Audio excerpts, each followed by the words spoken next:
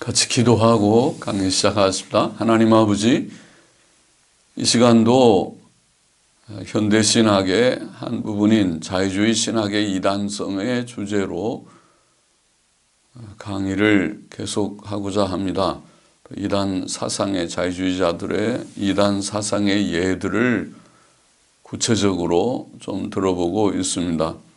여러 신학자들을 좀 살펴보았고, 오늘도 두어 사람을 살펴보고자 할 때 하나님께서 부족한 종에게 은혜를 주시고 힘을 주셔서 이 강의가 다 유익하고 이 패역한 시대, 배교의 시대, 자유주의가 창궐하여 기독교를 어지럽히고 주님 전복시키고자 하는 이 마귀의 역사가 가득한 시대에 하나님의 종들과 성도들이 분별하며 옛길 바른 길을 붙드는데 도움이 되게 하여 주옵소서.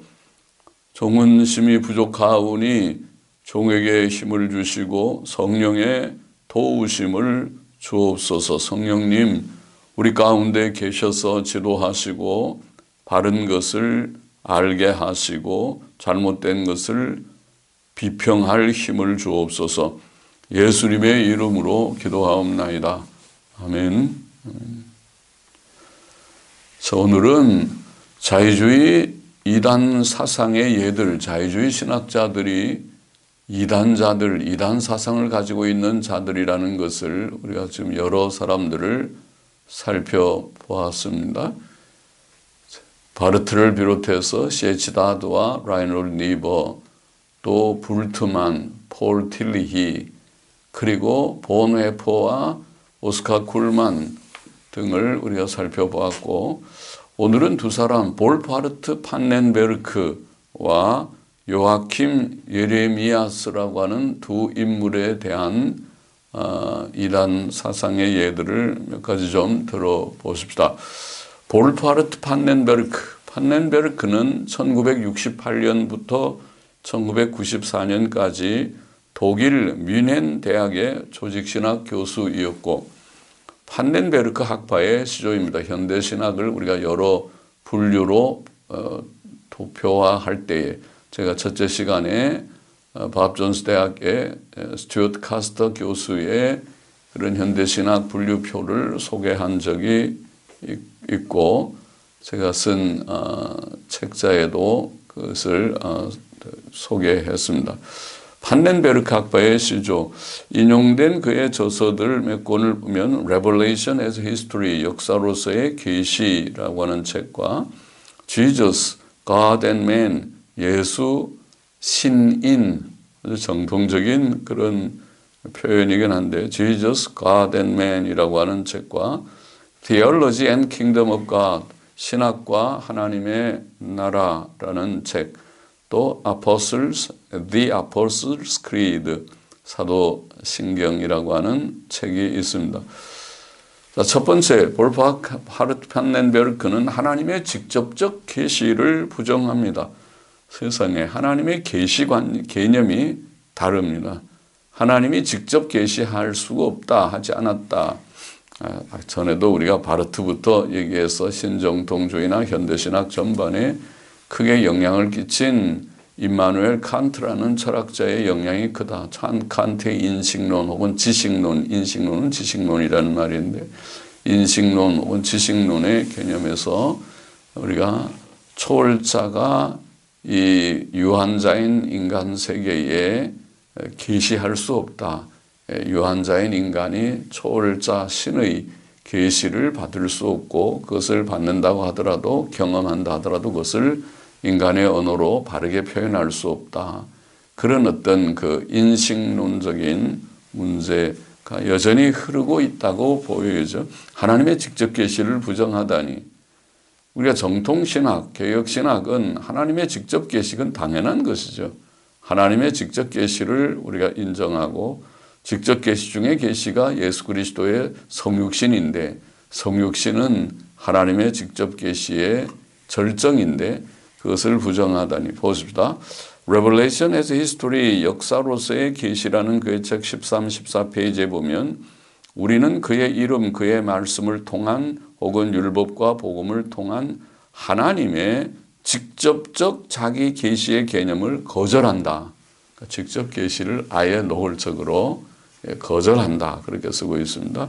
그와 대조하여 최종적으로 나타난 바는 역사 속에서의 그의 행위의 반사로서의 reflects, 반사로서의 하나님의 간접적 자기 계시의 생각이다. 그렇게 말했습니다. 하나님의 그러니까 자기는 간접적 자기 계시를 말하는, 주장하는 것이고, 하나님의 직접 계시는 그런 것은 불가능하다. 그러니까 거절한다고 쓰고 있습니다. 같은 책 131쪽에서 보면은 우리는 하나님의 계시가 역사의 현재 사건들의 규명된 목표라는 것을 보았다. 그러니까 역사의 흐름 속에서 하나님께서 무엇을 계시한다고 말은 하는데 그것의 이제 목표가 결국 계시인 것이지, 그 말이죠. 계속 읽어보면 그리고 오직 그것들이 일어난 후에만, 역사적 사건들이 다 일어난 후에만 하나님의 신성이 감지된다. 그것이 하나님의 계시구나 하는 걸 느낀다는 것입니다. 이와 같이 계시를 역사의 끝에 두는 것은 계시의 간접성에 근거한다. 그러니까 간접적 계시가 뭔지를 우리가 아까 알 수 있겠죠. 하나님이 무엇을 직접 계시해서 지금 역사 속에서 어떤 사건에서 계시하는 게 아니고 일어나는 현상적인 역사 사건들을 다 거치고 나면 하나님이 이런 것을 뭘 계시하였겠구나. 간접 계시랍니다. 그건 계시가 아니죠. 역사에 대한 자기 인간의 어떤 묵상 정도이겠죠. 또 예수 신인이라고 하는 책 73쪽에 보면 이렇게 말합니다. 바울의 복음은 그가 경험한 부활하신 예수님의 나타남에 대한 해석이라고 우리는 이해해야 한다. 그러니까 앞에 있는 그 간접 계시 개념이 바울의 경우에 잘 적용되고 있습니다. 바울은 자기가 복음을 예수님께 직접 계시받은 것이 아니고 예수님이 자기가 나타났다는 것을 경험했다. 부활하신 예수님의 나타남을 경험한 그 경험 속에서 그가 해석을 해가지고 나온 결과가 복음이다. 그렇게 말합니다. 그 직접 계시가 아니랍니다. 누구 마음대로 그렇게 보는 것입니다. 그렇게 이해해야 한다. 그 사람의 개념은 알겠습니다. 바울의 복음이 그 완성된 형태로 들리는 방식으로 그에게 전달되었을 것이라는 가능성은 배제되어야 할 것이다. 누구 마음대로, 지 마음대로 그렇게 하나님께서 주께서 그런 계시 안 하셨다. 지가 그렇게 단언하는 그런 자기 마음대로 이렇게 단언하면 되겠습니까? 데살로니가 전서와 빌립보서의 저작 사이에 바울의 사상에 발전이 있었다는 사실은 그것에 반대되는 가장 작은 증거가 아니다. 자, 그렇게 말하고 있습니다. 자, 이렇게 하나님의 직접적 계시를 부정합니다. 그러나 우리가 성경 역사를 보면 시내산 언약, 시내산 계시라고 하는 이스라엘 백성이 출애굽하고 시내산에 왔을 때에 거기에 놀라운 그런 시내산 계시, 하나님께서 나타나셔서 직접 모세에게 말씀하셨다. 출애굽기 19장 19절에 보면 나팔 소리가 점점 커질 때에 모세가 말한 즉 하나님이 하나님께서 음성으로 대답하시니라. 그렇게 되어 있죠. 하나님께서 직접 계시하시기도 하시죠. 우리가 역사를 묵상하는 것도 뭐 할 수는 있겠지만 그거하고 계시하고는 다르죠. 그건 계시가 아니지 자기가 명상하고 자기 나름대로 깨닫는 것이죠. 하나님의 직접 계시가 있죠. 민수기 12장 8절에 보면 그와는 하나님께서 말씀하시기를 그와는 내가 모세와는 내가 대면하여 명백히 말하고 은밀한 말로 아니하며 모세가 뭘 명상해가지고 만들어내는 것이 아니고 하나님께서 명백히 대면하여 말씀하셨다고 하잖아요. 은밀한 말도 아니고 그게 직접 계시지 무엇입니까? 갈라디아 1장 11절 12절에 보면 사도 바울은 내가 너희에게 알게 하노니 내가 전한 복음이 사람의 뜻을 따라 된 것이 아니라 사람의 뜻은 자기를 포함하는 것이죠. 누구의 뜻? 베드로의 뜻이나 요한의 뜻도 아니고 내 뜻도 아니고 사람의 뜻을 따라 된 것이 아니라 이는 내가 사람에게서 받은 것도 아니요 배운 것도 아니요 오직 예수 그리스도의 계시로 말미암은 것이라. 그게 계시지요.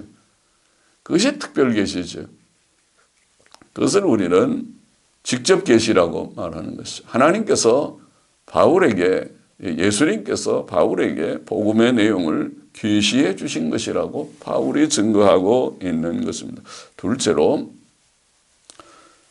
반면에 그런 성경의 신적 권위와 무호성을 부정합니다. 직접 계시 부정하면 뭐 당연한 거겠지만은 성경의 신적 권위와 무호성을 부정합니다. 그는 공개 강연회 강의 중에서 우리나라의 크리스찬 신문 2001년 11월 19일 자에 7쪽에 보니까 그런 얘기를 했더라고요. 성서의 권위에 대한 근본주의적, 거기에 이제 보도되어 있는 걸 그냥 인용하면 성서의 권위에 대한 근본주의적 관점은 텍스트에 적힌 진술 하나하나에 대해 모두 무오류의 진리성을 고수해야 한다는 문제점을 야기한다. 그게 문제점입니까? 그렇게 믿어야지. 성경을 믿는 것은 성경의 권위와 무호성을 믿어야지.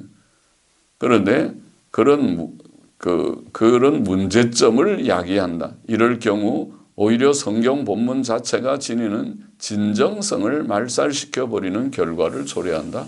결국 성경의 본문 그대로 믿지 않는다는 말을 자기가 자백하듯이 한 것이군요. 그러니까 성경의 신적 권위나 무호성을 그는 믿지 않는 자입니다. 신학과 하나님의 나라라고 하는 책 94쪽에 보면은 믿음을 통한 하나님의 나라의 참여는 사람을 모든 다른 궁극적 권위로부터 자유케 한다. 사람은 모든 것을 판단할 수 있도록 자유롭다. 하나님의 믿음을 통해 하나님 나라에 참여하면 자유를 얻는데 모든 것을 판단할 수 있도록 자유롭다. 이것은 참 좋은 자유네요. 단지 정치적 생활 형태들에만 적용되는 것이 아니라 정치적 이념의 자유가 있고 또한 교회적 조직들과 형식들에도 적용된다. 교회의 조직이나 형식도 자유롭게 꼭 어느 무슨 한 가지 형식이 아닐 수 있다. 자유로운 견해를 가질 수 있다. 그렇게 말하고 계속 읽어보면 자유의 선물과 특권은 좀 더 나아갑니다. 이게 문제입니다. 교회들의 그 앞에 교회의 뭐 형태 그것도 그렇게 완전하진 않지만은 그러나 또 나아가기를 자유의 선물과 특권은 교회들에 의해 제출된 선언들, 교회들의 교리적 결정들, 그리고 성경의 책들, 그리고 심지어 예수님 자신이 전한 내용에 관련하여 시행되어야 한다. 와, 그러니까 자유주의자군요. 자유주의자가 뭐냐? 자유를 너무 좋아해서 교회의 모든 교리들에 대해서, 성경책에 대해서, 심지어 예수님이 전한 내용에 대해서도 자유롭게 자기가 거기에 대해서 견해를 가지고 해석을 하고 한다는 거죠. 그 자유주의 맞습니다. 명칭이 좋으네요. 자유주의입니다. 그러나 그것은 옳지 않은 것이죠. 성경은 그렇게 다루는 책이 아니죠. 예수님 자신이 요한복음 10장 35절에 성경은 패하지 못하나니, 성경을 하나님이 주신 성경을 그렇게 마음대로 다루면 자유롭게 난도질 하듯이 오늘날 자유자들이 해석하고 버리기도 하고 더하기도 하고 빼기도 하고 가감하면 안 되죠. 하나님께서 그렇게 하지 말라고 구약 시대에 신명기에 보면 가감하지 말라. 가감을 하면 그게 성경도 없고 정경도 없는 거죠. 신앙생활에 기준이 없는 거죠. 자기 마음대로 인간이 기준이 되는 거죠. 그거야말로 인본주의고, 그렇죠.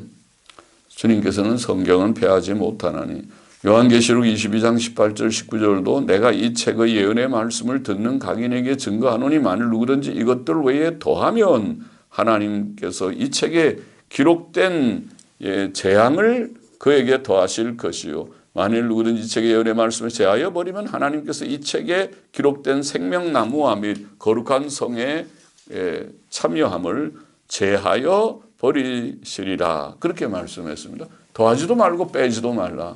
그것이 성경입니다. 성경의 성격입니다. 그것이 정경 캐논이라고 하는 기준 규범, 규칙, 법칙이라고 우리가 말하는 성경의 정경, 성경이 66권으로 확정된다는 정경이라는 말을 쓰는 것은 바로 그것이고 우리 개신교의 가장 기본 첫 번째 원리인 신구약 성경은 하나님의 말씀이요 신앙과 행위의 정확무한 유일의 규칙이다, 법칙이다 라고 말하는 것이 그것입니다.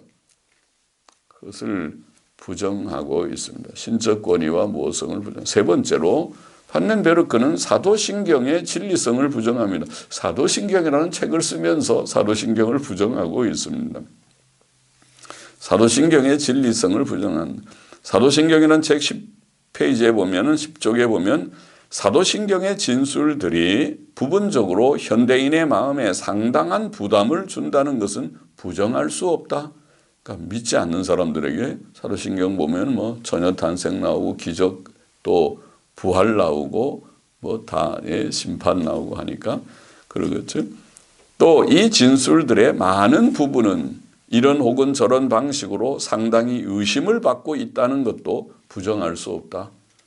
그러면 당신도 불신앙적인 현대인 믿지 않는 사람 중에 하나야? 하나입니까? 믿는 사람은 그걸 다 믿는 것인데 말이죠. 또 사도신경이라는 책 13쪽에 보면은 좀 더 사도신경의 표현 형식들은 믿음의 기초적 사실들의 요약이며 또한 그것의 중심적 내용이 된다. 그것들은 그 시대의 언어로 말하고 있다. 이것이 그 사상입니다. 그리고 사도신경을 그대로 현대인들이 거기에 대해서 부담 많이 가지고 또 의심을 하는 그거와 같이 그것은 그 시대의 언어로 말하고 있기 때문이라는 것을 말하고 있어요. 사도신경은 그 시대의 언어로 말하고 있다. 그러나 그 언어는 더 이상 모든 면에 있어서 우리의 언어일 수 없다. 그러니까 그 사도신경의 표현 그대로 액면 그대로 그 말 그대로 받기 어렵다는 말이죠. 지금 따라서 사도신경을 암송하는 것으로 충분하지 않고 우리는 질문하면서 숙고하면서 비평하면서 그 진술들 속으로 깊이 파고 들어가야 한다. 사도신경을 마치 믿는 것처럼 다루면서 결국 사도신경을 팽개쳐버리고 믿지 않는 사도신경을 그대로 믿으려면 믿고 믿지 않으려면 믿지 않는다 그렇게 말하십시오. 그것이 오히려 솔직한 것이죠. 그러나 사도신경을 믿는 것 같이 말하면서 그 문자 그대로 믿는 것은 아니고 그렇게 말하면 결국 안 믿는 거죠. 안 믿는다고 솔직히 말하는 것이 더 양심적이지. 우리의 이런 방식은 초대교회의 방식과 다를 것이다. 또한 현대 그리스도인은 항상 동일한 결론들에 도달하지도 않을 것이다. 그렇게 재해석하면 결론이 다 똑같진 않다고 말합니다. 그러면은 기독교가 뭔지도 자기는 제시할 수도 없겠네요. 그렇다면 그가 초대교회의 그 신조를 자기 것으로 삼으면서 아직도 그것을 반복할 수 있는가? 책임 있게 이렇게 할 수 있는 때는 오직 우리가 그 근본적 의도들에 동의할 때뿐인데 이 근본적 의도들은 그 신조의 진술들에서 시대적으로 제한된 그 표현 형식을 찾았다. 이 의도들의 언어적 심지어 지적 표현은 더 이상 항상 우리 자신의 현대적 사물 인식을 표현할 수 없다. 그러니까 그 근본적 이런 의도들 그 시대의 언어라. 그 옛시대의 언어라. 오늘 시대의 언어가 아니고 그러니까 그걸 액면 그대로 우리가 받지 않는다는 전제하여서 우리가 사도신경을 사용할 수 있을 뿐이다. 사도신경 믿지 않는다는 말이죠. 사도신경은 어떤 것입니까? 우리가 늘 만국교회가 한국교회의 대부분이 예배 시간에 사도신경을 신앙 고백으로 고백하는 신경이 아닙니까? 그 사도신경은 말 그대로 사도들의 그런 신조의 요약이라고 표현된 신경이죠. 초대교회로부터 모든 정통교회들이 공통적으로 믿어온 가장 요약된 믿음의 내용입니다. 버릴 것이 하나도 없습니다. 좀 더 첨가시키면 좋을 듯한 것은 한두 가지 있지만은 예수님의 속죄에 대한 것이 좀 더 명확하게 표현되면 좋겠다는 아쉬움은 있지만은 그러나 버릴 것은 아무것도 없습니다. 그것을 뭘 비평하고 그렇게 해야 된다고 표현하는 것입니다. 믿지 않는다는 것 자체가 불신앙입니다. 네 번째로 판넨베르크는 창조 대신 진화론을 받아들입니다. 그것이 자유주의자들의 거의 공통적 생각 같아요. 창세기 1, 2, 3장은 믿지 않고 창조와 타락은 믿지 않고 대신 진화론은 믿는 진화론자들이로군요. 신학과 하나님의 나라라는 책 61쪽에 보니까 그는 이렇게 말합니다. 만일 모든 피조물들의 미래가 보편적인 것이라면, 모든 피조물들의 미래가 보편적이지도 않지만 이게 표현이 보편적인 것이라면, 즉 존재하는 모든 것이 같은 미래를 가지고 있다면 내가 오늘 바라보는 미래는 이전에 각각의 현재가 직면했던 것과 동일한 미래일 것이다. 지금의 나의 미래는 또한 줄리어스 시저의 미래이었고 역사 이전 시대의 도마뱀들의 미래이었고 약 10조 년 전의 최초의 물질 과정들의 미래이었다. 와, 진화론자가 많네요. 이 세상을 10조 년 이상으로 보는 것도 아주 진화론도 보통 진화론은 아니죠. 그리고 그런 미래가 다 보편적으로 똑같다 보는 것도 그렇고 허무한 사상입니다. 창세기 1장 1절을 믿지 않는, 태초에 하나님께서 천지를 창조하시니라는 말씀을 믿지 않는 불신앙입니다. 이런 것들이 이단이 아니면 뭐가 이단입니까? 다섯 번째, 판넨베르크는 예수 그리스도의 처녀 탄생을 전설이라고 말합니다. 전설. 예수 신인이라는 책 146쪽에 보니까 기독론적으로 처녀 탄생의 전설, 전설이죠. 전설은 그 계시적 사건의 한 근본적인 요소, 즉 예수께서 최초부터 하나님의 아들이셨다는 것에 대한 한 예비적 표현이라는 의의를 가질 뿐이다. 그러니까 처녀 탄생은 사실이 아니고 하나님의 아들이라는 표현을 하려고 그런 처녀 탄생이라는 일종의 신화적 옷을 입혔다는 것과 똑같은 생각이에요. 대동소이야. 자유주의자들이 학파는 달라도 결국 불신앙적인 생각은 비슷해요. 그래서 처녀 탄생을 전설이라. 또 같은 책 149쪽에 보면 신학은 예수님의 처녀 탄생을 그의 지상 생애의 기원에 요구되는 한 기적적 사실로서 주장할 수 없다. 처녀 탄생의 기적 같은 것을 인정할 수 없다는 것입니다. 그러한 만큼 처녀 탄생이 사도신경 안에 들어왔다는 것은 문제가 있다. 그런 느낌이 된다는 것입니다. 처녀 탄생이 신학 속에 들어올 수 없는 것인데 사도신경에 들어와 있다니 이런 얘기죠. 또 사도신경이라는 그의 책에서도 72쪽에 보면 예수님의 처녀 탄생에 관한 전통에 대한 강력한 반론들이 있고 그 전통은 과거의 사건에 관한 사실적 주장의 성질을 가지는 거로 역사적 반론들은 단순히 치워버려질 수 없다. 반론들을 오히려 두둔합니다. 처녀 탄생은 그것은 역사적으로 가능하지 않다는 그런 말을 하려는 것이죠. 또 73쪽에서는 가장 초기의 형태의 그 전통 자체에 대한 조사는 그러므로 그것이 그 자체의 이탈과 동기의 특징을 보인다는 점에서 그것의 역사적 신뢰성에 반대되는 가장 강한 반론을 우리에게 제시한다. 이와 같이 처녀 탄생에서 우리는 하나의 전설과 관계를 가진다. 그것이 이 경우에 아주 확실하게 주장될 수 있는 까닭은 전승된 그 본문 자체가 그 전통의 전설적 기원에 대한 동기를 매우 분명하게 보여주기 때문이다. 그러니까 반론을 오히려 두둔하고 전설적인 성격이 있기 때문에 그것은 전설이다. 하나의 전설과 관계를 가진다. 결국 처녀 탄생 믿지 않는다는 말이죠. 복잡하게 꼬우지 말고 말을 꼬우지 말고 처녀 탄생은 나는 믿지 못한다. 그런 말을 하고 싶은 거죠.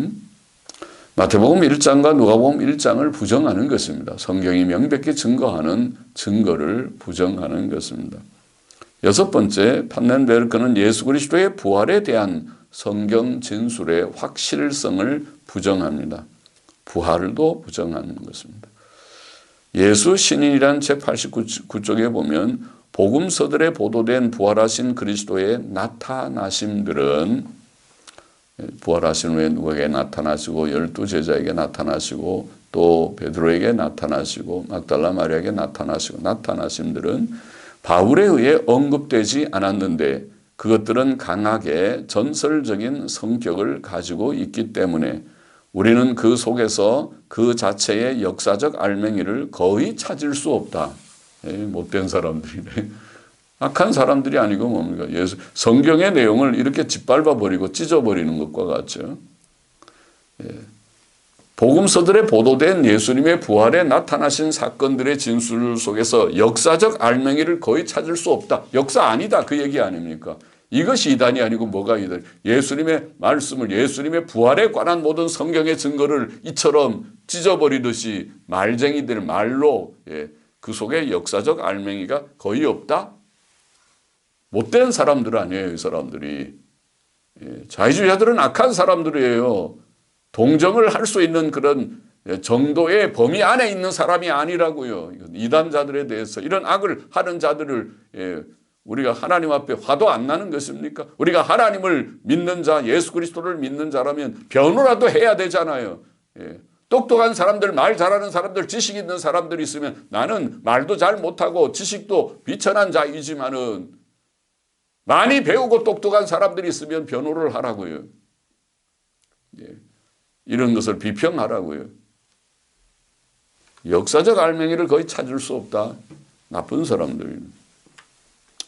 같은 책 98쪽에 그러므로 예수님의 제자들의 환상들에 대해서뿐만 아니라 부활하신 예수님의 나타나심에 대해서 말하는 사건들의 과정을 재구성하는 데 있어서도 가능성이 존재한다. 그렇게 함에 있어서 우리는 그 제자들 자신들과 똑같이 비유적 언어로 말한다. 아니 성경이 비유로 지금 말합니까? 예수님의 부활을 증거할 때 부활의 사건이 역사적 사건, 사실적 사건을 증거하는 증인들의 증거입니다. 비유적 언어라니요. 비유적 언어로 말한다. 그러나 그것 때문에 그들이 방해를 받지 않았듯이 우리도 다른 설명의 가능성들이 만족스럽지 않을 때 그러한 언어에 의해 표시된 것의 도움으로 사건들의 과정을 이해하는 데 방해를 받을 필요는 없는 것이다. 내 혼자서 잘 그렇게 받아라. 그러나 그것은 이단이다. 그렇게 말하는 것은 제대로 믿으려면 제대로 믿고 믿지 않으려면 관둬라. 기독교 신앙 포기하고 네 종교를 만들든지 세상으로 나가. 기독교 안에서 장난치지 말고 그것이 내 밥 벌어먹는 수단이냐. 믿으려면 바로 믿고 믿지 않으려면 못 믿는다 선언하고 떠나가라. 기독교 밖으로.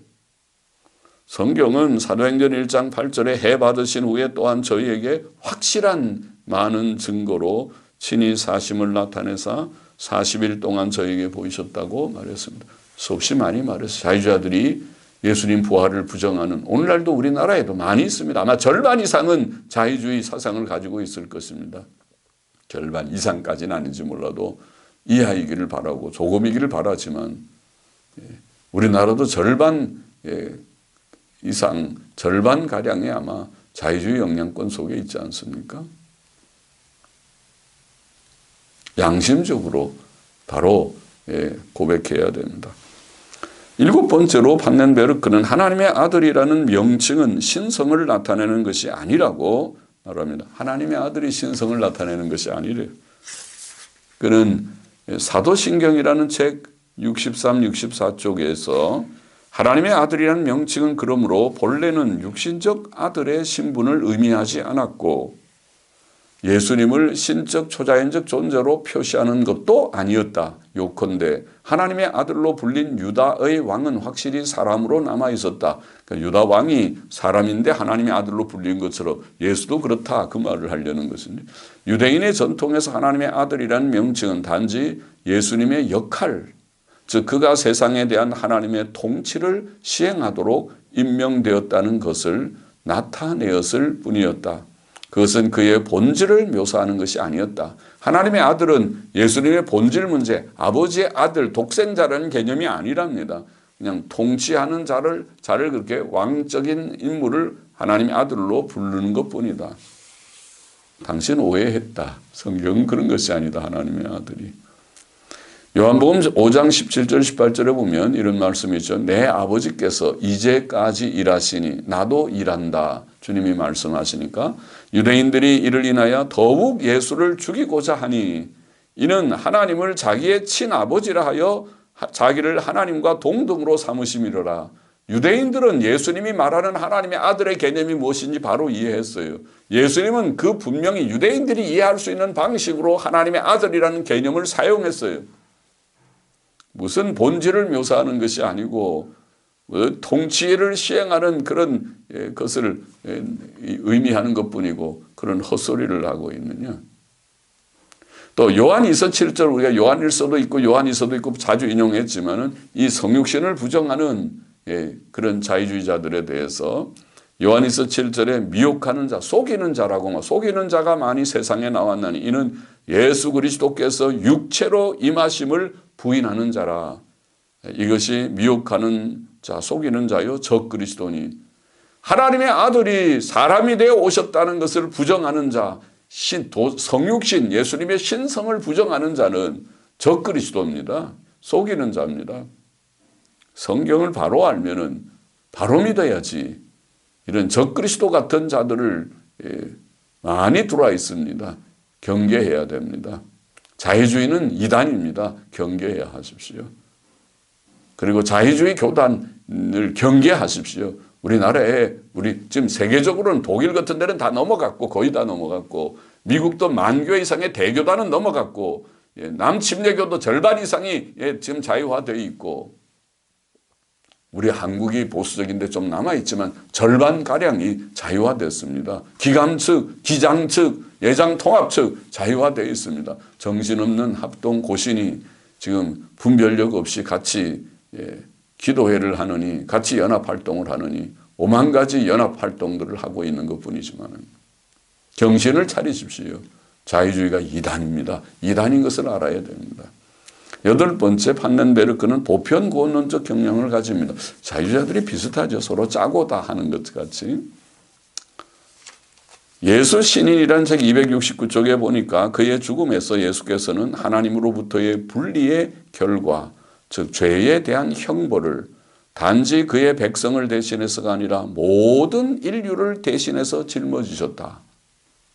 그를 통하여 그러나 하나님께서 버리신 죽음은 모든 사람을 위하여 극복되었다. 모든 사람을 위하여 짊어졌고 또 모든 사람을 위해서 죽음을 극복했다. 더 이상 아무도 홀로 그리고 소망 없이 죽을 필요가 없다. 아무도 그렇게 죽지 않는다. 왜냐하면 하나님과의 교통이 그 내용인 새 생명은 이미 예수님 안에서 나타났고 그 자신이 그 새 생명에 장차 참여하리라는 소망은 확립되었기 때문이다. 와, 참 놀라운 복음이네요. 예? 모든 사람이 결국은 예수님 때문에 다 구원받는다는 지금 사상을 갖고 있어요. 이게 보편구원론이죠. 우리가 세상 말로 엿장수 마음대로 네가 그렇게 말하면은 그렇게 되냐. 성경이 그렇게 말하지 않고 예수님이 말하지 않고 역사적 기독교가 그렇게 말하지 않고 개혁신학이 그렇게 말한 적이 없는데 옛날 초대교회 오리겐 같은 이단이나 그렇게 말했지. 오리겐의 이단 사상이 그런 사상이 있지만은 그러나 이 자유주의자들이 이런 보편구원론 이단 사상을 갖고 있습니다. 사도신경이란 책 89쪽에도 물론 예수님의 죽음의 대리적 효과는 이제 예수께서 우리를 위해 죽으셨으므로 아무도 죽을 필요가 없다는 것을 의미하지 않는다. 그것은 단지 이제부터는 아무도 더 이상 홀로 죽을 필요가 없다는 것을 의미할 뿐이다. 왜냐하면 특별히 죽음에서 그는 예수님의 죽음과 교통하기 때문이다. 우리의 인간적 죽음과 예수님의 죽음 간의 이 교통은 예수님의 죽음의 대리적 의미의 본질적 내용이다. 그렇게 되어 있어요. 그러니까 그가 예수 신인의 책이든 사도신경의 책이든 그 사상이 그래요. 보편구원론이죠. 그것은 예수님 말씀 한마디로 끝나는 것입니다. 마태복음 제가 앞에서도 인용했죠. 마태복음 7장 13절 좁은 문으로 들어가라. 멸망으로 인도하는 문은 크고 그 길이 넓어 그리로 들어가는 자가 많고. 두 부류의 사람들이 있다고 주님이 말씀하십니다. 멸망으로 들어가는 자들이 있고 영생으로 가는 자들이 있고. 영생으로 가는 데는 좁은 문 좁은 길입니다. 예수님만 나로 말미암지 않고는 아버지께로 올 자가 없느니라. 요한복음 14장 6절 예수님만 하나님께서 예수 외에는 구원 얻을 다른 이름을 우리에게 주신 일이 없느니라.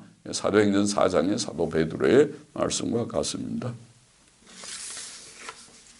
아홉 번째 판넨베르크는 죽은 자들의 부활을 비유로 봅니다. 죽은 자들의 부활도 믿지 않는 거죠. 그는 사도신경이라는 책 104쪽에 보면은 물론 이런 식으로 죽은 자들의 부활 개념의 긍정적 타당성을 인식하고 주장하는 것은 우리가 또한 그것의 상징적이고 비유적인 성격에 관해 분명히 이해한다는 조건에서 가능할 뿐이다. 그러니까 죽은 자의 부활을 믿습니다. 믿는다고 말해. 단지 상징과 비유로 믿는다. 그건 믿는 게 아니죠. 상징과 비유로 믿는 게 그게 무슨 믿는 것이며, 죽은 자가 부활하는 것을 믿어야지.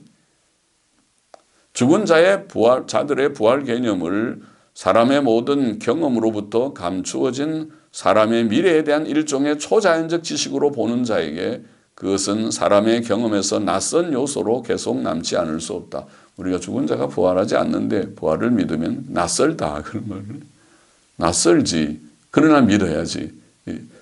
예수님께서 죽은 자를 몇 명 살리셨고 예수님 자신이 사셨고 그것은 구약시대에도 엘리야 엘리사가 죽은 자를 살렸고 성경이 가르치고 있고 믿어야지. 낯설어도 그것이 사람의 자기 이해에 있어서의 그의 상황의 표현으로서 파악될 수 있는 것은 바로 비유로서의 그것의 독특한 성격에서일 뿐이다. 이 사람은 비유로 부활을 믿는다. 믿지 않는 것입니다.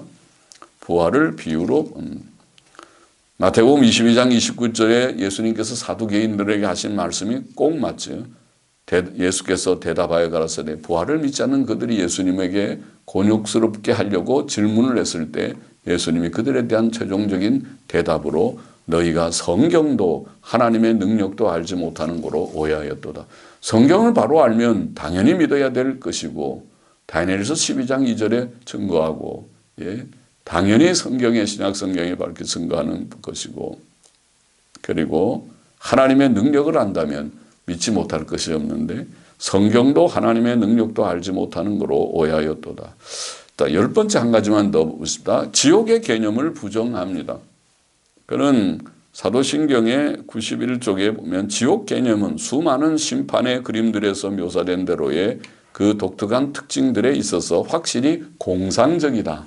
지옥 불못 불타고 구더기도 꺼지지 않고 그런 성경의 표현들을 포함해서 지옥의 묘사들을 공상적이랍니다. 그러한 그림들이 지옥의 고통들에 관해 말하는 바는 매우 부적합하다고 판단되어야 하는데 왜냐하면 진정으로 결정적인 특징인 살아계신 하나님과의 교통으로부터 제외됨은 끝없는 구덩이의 전통적인 묘사들에서는 찾을 수 없기 때문이다. 하나님과 단절되면 그런 불못에 들어가는 것하고 다른가? 단절되니까 들어가는 것이지. 단절과 불못은 분리되는 건가? 그럼 불못이 없는 단절은 무슨 의미가 있는가? 무슨 것이 형벌인가? 하나님의 가까이 계심에 대한 분명한 지식에도 불구하고 그것으로부터 제외되는 것, 그것이 진정한 지옥일 것이다. 지옥을 아주 곱게 묘사하네요. 하나님과 단절되는 하나도 겁나지 않는 지옥이네요. 그것은. 지옥이 어디냐 하는 장소 문제는 그러므로 부적당한 그리고 우리에게 폐지된 사고방식에서 나온다. 그러니까 지옥을 폐지시켜버린 것입니다. 지옥 개념을 부정하는 것이죠.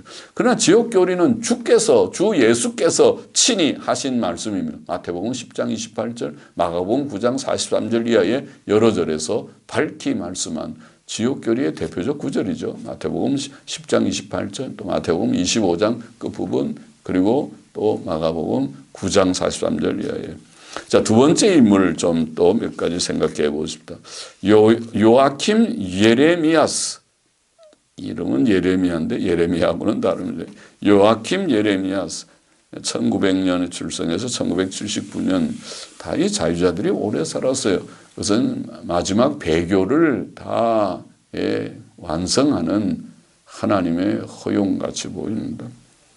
요아킴 예레미야스는 독일의 신학자이며 인용된 그의 저서는 두 권 The Central Message of the New Testament 신약 성경의 중심적 메시지 그러나 잘못된 메시지죠. 두 번째는 New Testament Theology, 신학이라는 책이 있습니다. 자, 몇 가지만 지적해 보십시다. 첫째로 성경의 기적 사건들의 확실성을 부정합니다. 기적을 확실하지 않다는 거죠. 신학이라는 책 86쪽에 보니까 비평적인 문학적 언어적 분석에 복종될 때 기적 이야기들의 내용은 매우 상당히 감소된다. 성경에 많은 기적 이야기들이 있지만은 비평적인 문학적 언어적 분석을 해볼 때 기적 이야기들이 줄어든다면, 그러니까 기적들을 다 믿지 않는 거죠. 성경의 기적 사건들을 다 전체를 믿는 것이 아니라 부분적으로 조금을 인정하는 듯 하지만은 같은 책 같은 86페이지에 각주에서 보니까 이런 말을 합니다. 기적 이야기들의 문학적 비평적 조사는 기적 요소를 높이는 경향을 나타낸다. 그러니까 기적 요소가 점점 많아지고 수가 증가한다. 기적들은 정교해진다. 이중적 보도들이 전달되어 내려온다. 요약들은 예수님의 기적 행하는 행위를 일반화한다. 몇 가지 경우들에서 우리는 어떻게 기적 이야기가 언어적 오해에서 자라나왔는지 볼 수 있거나 혹은 적어도 상상할 수 있다. 그래서 기적들이 별로 일어나지 않았는데 점점 기적 요소가 많아지고 수가 증가하고 정교해지고 이중 보도들이 막 생기고 서로 기적이 원래 정확한 것이 아니니까 다른 보도들이 생기고 또 언어적 오해에서 발전해서 나왔다고 상상할 수 있는 일들이 있고 뭐 이렇다고 기적을 그렇게 보는 것입니다. 성경을 믿지 않는 자이죠.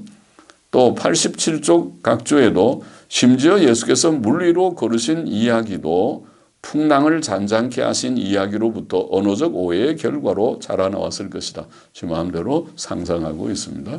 물 위에 걸어오신 이야기는 풍랑을 잔잔한 이야기에서 점점 언어적인 오해 때문에 발전된 기적 이야기랍니다.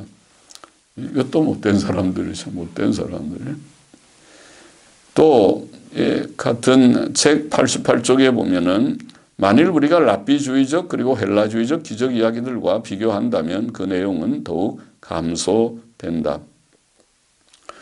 또 같은 책 88쪽에 각주에 보니까 우리는 또한 특히 헬라주의 환경으로부터의 당시 유행하는 작품에서 귀신의 추방, 병고침, 죽은 자들을 일으킴, 풍랑을 잔잔케 함, 포도주 기적들의 이야기들을 발견한다. 이 기적 이야기들의 어떤 것은 복음서들의 그것들과 매우 밀접한 접촉을 보이기 때문에 우리는 기독교적 전통이 그것의 주위 환경으로부터 빌려왔으며 적어도 그것으로부터 어떤 개별적 주제들을 이어받았다는 결론을 거의 피할 수 없다.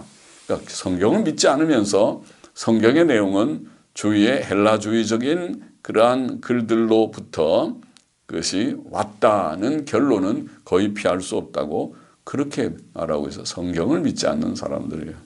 기적을 믿지 않는, 성경의 기적의 사건들을 믿지 않는 사람들이죠. 그러나 성경은 뭐라고 말합니까? 요한복음 21장 24절에 보면 이 일을 증거하고 사도 요한은 요한복음에 단지 8개 내지 9개의 기적만 쓰고 있지만은 이 일을 증거하고 그러니까 많은 기적들이 있지만은 그 기적을 일일이 쓰려면 이 세상도 책을 감당할 수 없다고 맨 끝에는 그렇게 말씀했지만은 이 일을 증거하고 21장 24절에 이 일을 기록한 제자가 이 사람이라 우리는 그의 증거가 참인 줄 아노라 그렇게 기록하고 있습니다. 성경이 증거하고 있는 기적의 사건들을 그것은 참된 증거다. 만일 그것이 참이 아니라면 이 자체가 거짓 증거입니다. 거짓 증거는 10계명의 제9계명을 어기는 큰 죄입니다. 그것은. 그리고 구약 성경에 의거할 때에 신약도 마찬가지지만 거짓 증인은 돌에 맞아서 죽어야 될 그런 자입니다. 성경을 거짓 증거의 책으로 만들고 있어요. 이 악한 자유주의자들은.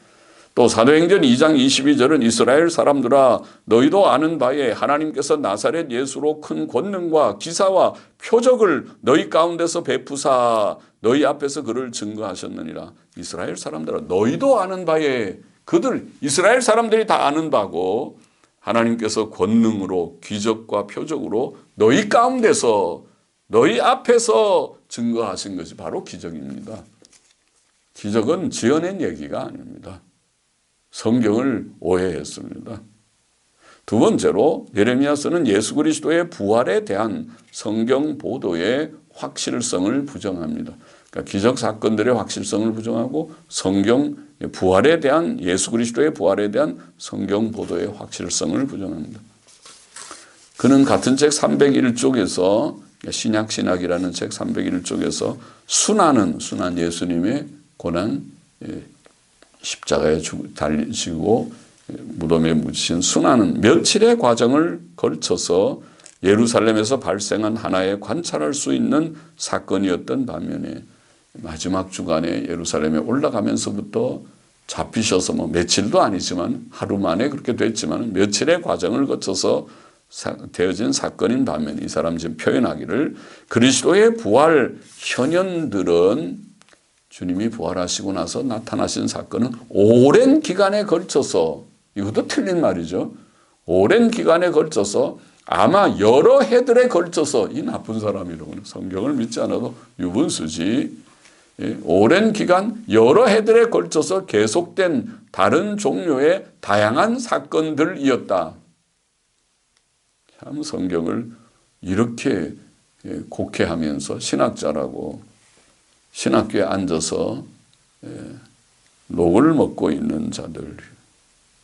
그래서 이게 문제예요. 이는 신학 교수들을 쫓아내야 되는데 독일 교회가 망하는 것이 그것입니다. 이 국가교회가 돼서 루터교회가 국가교회가 돼서 국가에서 다 공무원처럼 월급을 주니까 이 지경이 되는 거예요. 이게 미국같이 교단교회가 이런 신학자들 이런 얘기를 했으면 벌써 이단 시비가 붙어서 쫓겨났을 터인데 교단이 물론 자유화돼 버리면은 미국 교회들이 자유화돼서 다 그렇게 돼버리긴 했지만은 그러나 초기에는 이단 시비가 많이 붙었죠. 찰스 브릭스의 사건이나 등등에 있어요. 좀 읽어보십시다. 전통은 비록 여러 해에 걸쳐서 계속된 다른 종류의 다양한 사건들이었다. 전통은 오직 비교적 후대에 그리스도의 현현들의 기간을 40일에 한정했다. 40일이라는 성경에 나오는 사도행전 1장 3절은 비교적 후대에 생긴 얘기라는 것입니다. 아주 성경을 파괴하는 곡해하고 파괴하는 불신앙자입니다. 또 같은 책 308쪽에 보면 처음에 보기엔 부활의 주님의 나타나심들이 그 처음 증인들에게 직접 경험이라는 점에서 무엇을 의미했는지 찾아내려는 시도는 우리의 자료들이 그 사건들로부터 수십 년 동안 떨어져 있고 부활절 기사들이 그동안 정교화되고 여러 점들에서 재구성되었기 때문에 아까 말한 대로 부활의 지금 성경의 기록들이 수십 년 동안 지난 다음에 다 형성이 됐기 때문에 아주 절망적인 것 같다. 재구성하는 것이. 그렇지만 우리가 그 시대의 사고로부터 시작한다면 하나의 가설이 시도될 수 있을 것이다. 아주 참 동정하네요. 그래서 무슨 뭐가 있긴 있을 테인데 한 가설을 우리가 만들 수는 있을 테인데 그런 동정하지 말고 나는 부활 못 믿는다 하고 기독교를 박차고 떠나가야 돼. 너는 이단자니까. 요아킴 예레미야 쌤이 죽었지만은 그 사상을 가진 자들이 혹 있으면 추종자들이 있으면 너희도 똑같은 이단자들이다. 또 같은 책 310쪽에 보면 부활절 사건들이 주는 직접적 인상의 추가적 반향은 예수님의 부활이 그의 보좌에 앉으심이라는 생각에 보존되어 있을지 모른다. 그렇다면 이것은 그 종말을 향하여 재촉하는 역사의 과정에서의 하나님의 독특한 능력의 행위로서가 아니고 비록 이것은 그것이 짧은 기간의 간격 후에 그들에게 그렇게 보였으면 틀림없는 것이지만 종말 사건의 여명으로서의 예수님의 부활에 대한 제자들의 직접적 경험이었다. 그들은 비추는 빛 안에서 예수님을 보았다. 그들은 그의 영광 안으로의 들어감의 증인들이었다. 다른 말로 말해 그들은 파루시아를 경험했다. 그러니까 종말을 그들이 경험하고 부활이라는 말을 지어냈다는 것입니다. 파루시아는 재림이라는 말인데 재림을 경험했다. 그래서 우리가 앞에 자유자들이 예수님의 무슨 부활이나 재림이나 똑같은 사건인데 그런 헛소리들을 했군요. 사상이 비슷한 것입니다. 그는 성경을 믿지 않는 불신앙자입니다. 그러나 성경은 부활에 대해서 밝히 증거합니다. 사도행전 3장 15절에 너희가 생명의 주를 죽였도다. 그러나 하나님께서 죽은 자 가운데서 살리셨으니 우리가 이 일의 증인이로다. 증인이라는 말을 합니다. 예. 증인은 그것이 사실이냐 아니냐 둘 중에 하나지. 거짓 증인이면 끝나는 거예요. 기독교는 거짓 증거라고 하면 그는 더 이상 믿을 것도 없지. 거기 무슨 재석하고 동정을 합니까? 증인, 역사적 사실이라면 믿어야 되지. 안 믿으면 네가 이단이야. 그것은 네가 이단이고. 부활도 믿지 않은, 예수 그리스도의 부활도 믿지 않으면서 무슨 신학교 교수라고 앉아 있어. 예. 부활도 믿지 않으면서 무슨 목사 노릇을 해. 부활도 믿지 않으면서 무슨 그리스도인이라고 생각해. 예수님의 부활을 믿지 않으면 그리스도인도 아니다. 그것은 로마서 10장의 사도 바울이 말했잖아요. 예수님의 죽음과 부활을 믿고 마음으로 믿고 입으로 고백할 때에 구원을 얻는 것입니다. 사도행전 5장 32절도 우리는 이 일의 증인이라. 증인. 세 번째로 예레미야는 쓰는 이신칭의의 법정적 성격을 약화시킵니다. 이신칭의, 믿음으로 의롭다함을 받는다는 것이 복음의 핵심이죠. 로마서 갈라디아서의 핵심인데 이것의 법정적 성격, 이신칭의는 법정적 개념이거든요.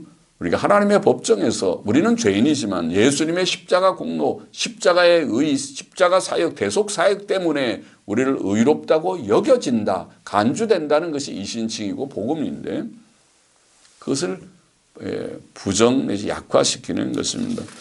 그는 신약의 센트럴 메시지, 그 중심적 메시지라고 하는 책 53, 54쪽에서 우리는 이와 같이 법정적 비교가 묽어졌거나 심지어 완전히 포기된 것처럼 보이는 디카이우스다이라는 말이 의롭다함을 얻는다라고 보통 번역하는 그 헬라어인데 디카이우스다이의 용법을 보았다.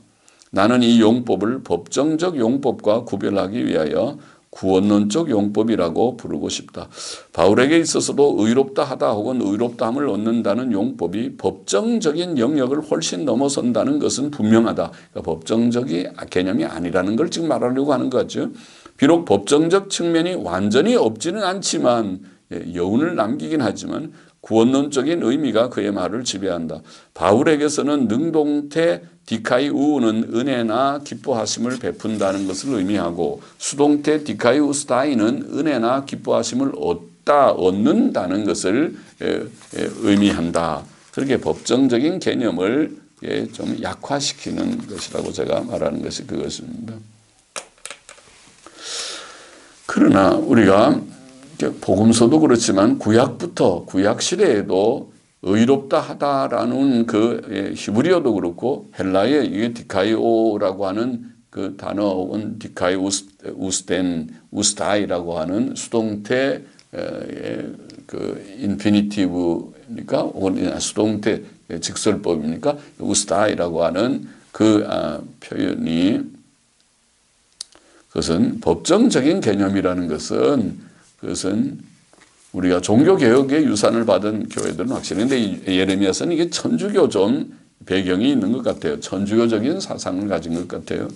그래서 천주교는 법정적 개념을 부정하죠. 그 다음에 자기가 성례주의적인 생각도 제가 언급할 테인데 그렇습니다. 그래서 우리가 잠언 17장 15절에 보면 악인을 의롭다 하며 의인을 악하다 하는 이 두 자는 다 여호와의 미워하심을 입느니라. 때 악인을 의롭다 한다. 의롭다 하며 의롭다 한다고 하는 것은 의롭다고 여기는 것이 법정적인 개념입니다. 의롭게 만드는 것이 아니라 혹은 그에게 그냥 은혜를 베푸는 것이 아니라 악인에게 은혜를 베푸는 것은 좋은 거죠. 그렇죠? 자비를 베푸는 것은. 그러나 악인을 의롭다고 여기면 안 된다는 말이죠. 잠언의 지금 말씀이 악인을 의롭다고 하거나 의인을 악하다고 하는 이 두 자는 다 여호와의 미워하심입니다. 의롭다 한다고 하는 말이 바로 법정적 개념입니다. 의롭게 한다. 요새 그 신약 성경도 로마서나 갈라디아서 번역할 때 젊은 사람들이 의롭다 한다, 의롭다 하심을 얻는다 이 말을 의롭게 한다 이렇게 번역을 많이 하더라고요. 틀린 것입니다. 의롭게 하면 좋은 거죠, 사람이.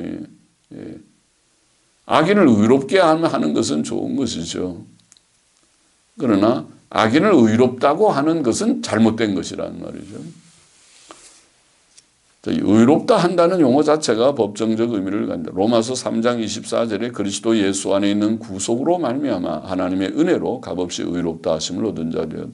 우리가 의롭담을 얻는 것은 우리의 행위로가 아니라 예수 그리스도 안에 있는 구속 때문에 하나님의 은혜로 값없이 받는 것이다. 그것은 법정적 개념입니다. 법정적 개념.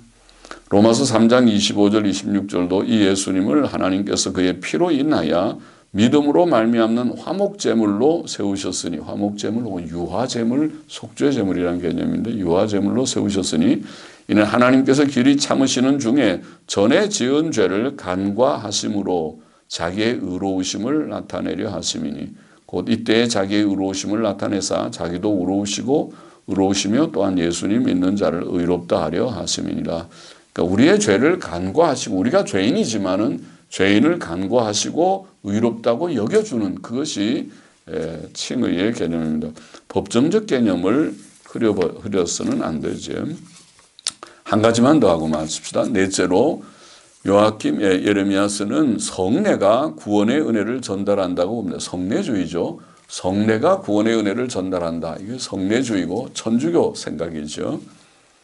그는 같은 책 59쪽에서 칭의가 어떻게 주어지는가, 하나님께서 어떻게 불경건한 자들을 용납하시는가, 이 문제에서 우리는 이 주어짐이 발생하는 것이 바로 세례에서라는 것을 지난 수십 년 동안 배웠기 때문에, 어디에서 배웠는지 천주교 성당에서 배운 모양이죠. 수십 년 동안 배웠기 때문에 오늘날 더 분명하게 사실들을 본다. 성례주의죠, 완전히. 또 같은 책 같은 표지에서 칭의와 세례의 연관이 바울에게 매우 분명하였기 때문에 그는 하나님께서 예수 그리스도를 믿는 자를 구원하시는 것이 바로 세례에서라는 것을 그렇게 많은 말로 진술할 필요성을 느끼지 않는다.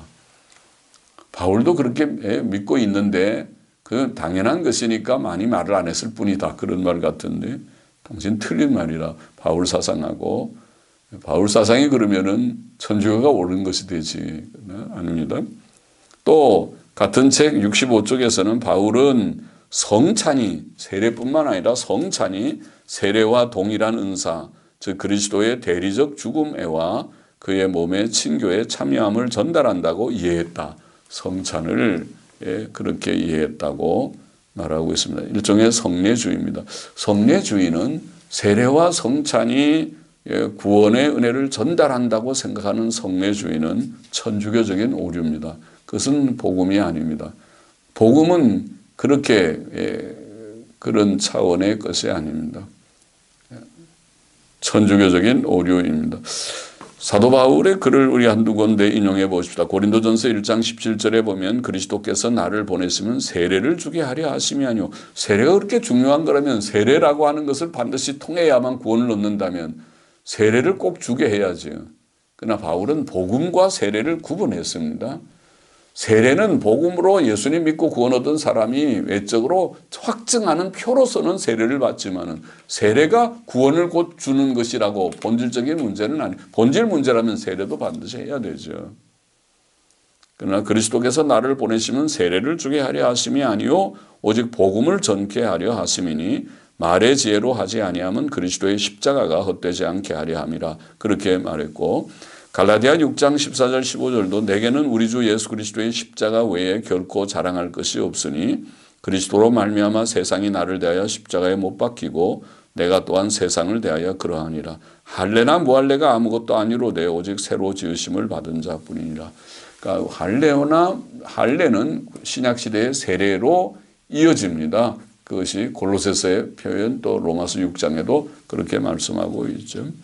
그런데 이제 여기에 할례나 무할례가 아무것도 아니로되 새로 지으심을 받은 자뿐이나 중생한 일은 중생한 것하고 물세례나 성찬 자체하고는 그것이 관계가 없다. 그것이 상징과 확증의 의미만 가지는 것이지 중생은 성령께서 우리 속에 역사하셔서 죽은 자를 살리시는 예수 그리스도를 믿음으로 구원 얻게 하는, 그러니까 구원은 믿음으로 얻는 것이지 세례나 성찬으로 얻는 것이 아니다.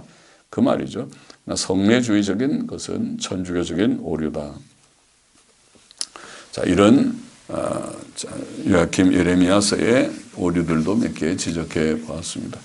오늘은 그까지만 강의하십시다. 기도하십시다. 하나님 아버지 감사합니다. 이 시간에 또 볼파르트 판넨베르크와 요아kim 예레미야서의 주님 자유주의 사상과 오류들을 몇 가지 지적하고 이런 잘못된 자유주의 사상이 있고 또 이것이 많은 사람들에게 악영향을 끼치고 있다는 현실 속에서 주님 우리가 조심하고 경성해서 자유주의를 배격하고 옛길 바른 길 성경적 신앙을 바르게 붙드는 교회들이 되고 종들이 되고 성도들이 되게 하여 주시기를 소원합니다. 감사하며 예수 그리스도의 이름으로 기도하옵나이다. 아멘.